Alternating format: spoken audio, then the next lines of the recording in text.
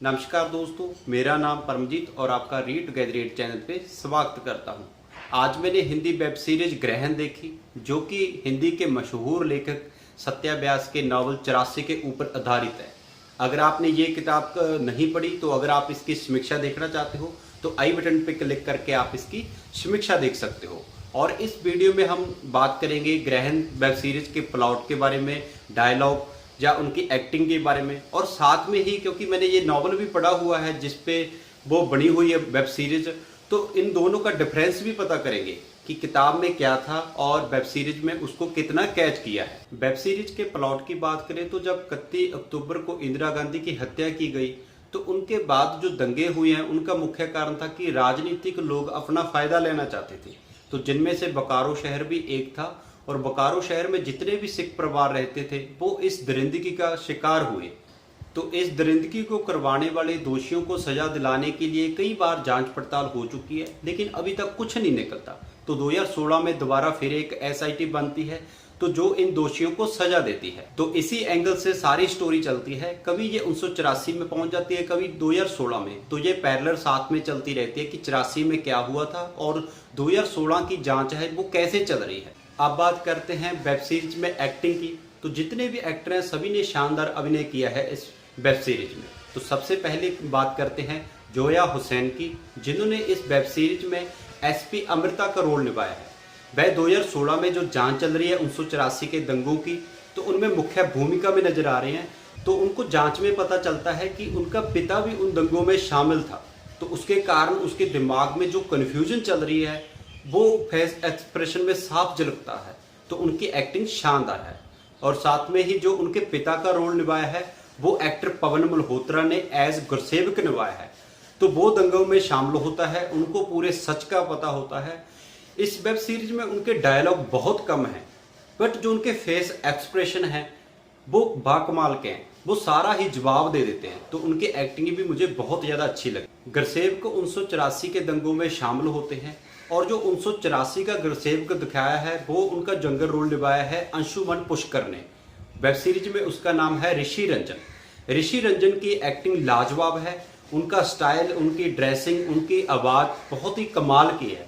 और ख़ास तौर पे जब उनकी प्रेम स्टोरी चलती है तो वहाँ पे वो दर्शकों को खूब भाते हैं। और जब दंगे शुरू हो जाते हैं तो उनके आंखों में जो डर होता है उनको दर्शक पूरा महसूस करते हैं। अब बात करते हैं डायलॉग की। हर वेब सीरीज में डायलॉग बहुत ही अहम स्थान रखते हैं, क्योंकि जब भी कोई वेब सीरीज खत्म होती है तो दर्शकों के जुबान पे ऐसे डायलॉग होते हैं। तो इस वेब सीरीज में डायलॉग लगभग नामात्र ही हैं। ऐसा कोई भी डायलॉग नहीं होता कि आप वेब सीरीज कंप्लीट करने के बाद आपकी जुबान में रह जाए। लेकिन डायलॉग की जगह पे जो खामोशी है इनके कैरेक्टरों पे, वो दर्शकों की वाहवाही खूब लूटती है। अब बात करते हैं वेब सीरीज में म्यूजिक और बैकग्राउंड म्यूजिक की। तो म्यूजिक के नाम पे एक गीत है वेब सीरीज में, कमाल का गीत है, वो प्रेम है। तो 2 बार ये गीत आता है तो बहुत ही अच्छा लगता है, और साथ में ही अच्छे तरीके से ये फिल्माया भी गया है। और साथ में ही जो इनका बैकग्राउंड म्यूजिक है पूरी वेब सीरीज का, वो कमाल का है। आपको कभी भी वो बोरिंग नहीं करता कि आपको लगेगा कि ये ज़्यादा हो रहा है। जिस तरीके के सीन चल रहे हैं उस तरीके का ही बैकग्राउंड म्यूजिक दिया गया है। अब बात करते हैं वेब सीरीज और किताब के डिफरेंस के बारे में। तो आपको पता ही है कि ये वेब सीरीज बनी है सत्या व्यास के नावल 84 के ऊपर।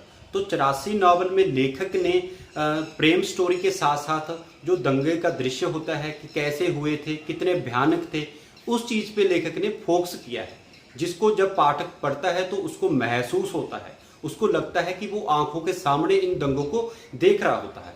पर जब वेब सीरीज मैंने देखी तो उसमें मेन जो फोकस किया गया है वो किया गया है राजनीति के ऊपर, और साथ में ही जो 2016 की जांच चल रही है तो पुलिस जांच के ऊपर फोकस किया गया है, जिसके कारण जो किताब मैसेज देती है वो मैसेज वेब सीरीज नहीं दे पाती। बाकी जो किताब के हाइलाइट्स सीन थे वो सारे ही वेब सीरीज में आपको मिल जाएंगे।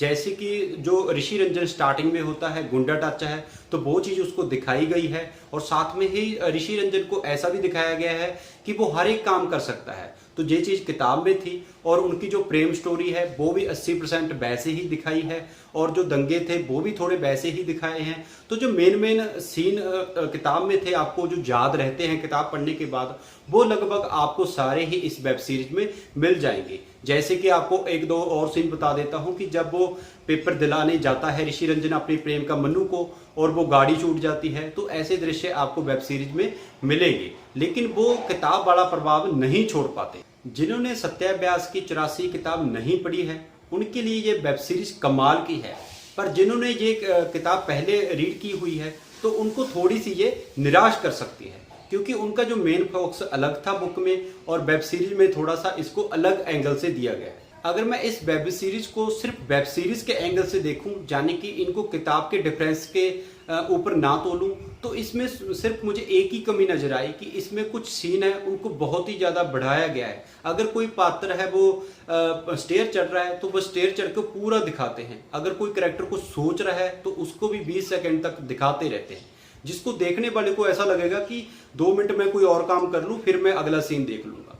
तो इसके कारण लेंथ बढ़ जाती है। अगर यही वेब सीरीज 8 पार्ट की जगह 7 में होती तो इनकी ये रफ्तार है तो बहुत ही ज्यादा अच्छी होती और दर्शकों को ज्यादा अच्छी लगती है वेब सीरीज। तो दोस्तों इस वीडियो में बस इतना ही।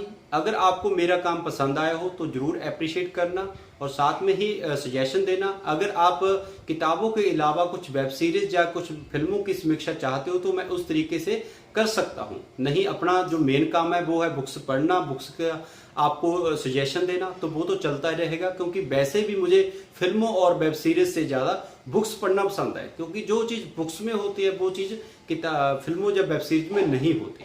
तो अगर आपने चैनल सब्सक्राइब नहीं किया तो इस चैनल को जरूर सब्सक्राइब करना और ज्यादा से ज्यादा अपने दोस्तों तक इस चैनल को शेयर करना। मिलते हैं किसी अगली वीडियो में, तब तक के लिए जिंदगी जिंदाबाद।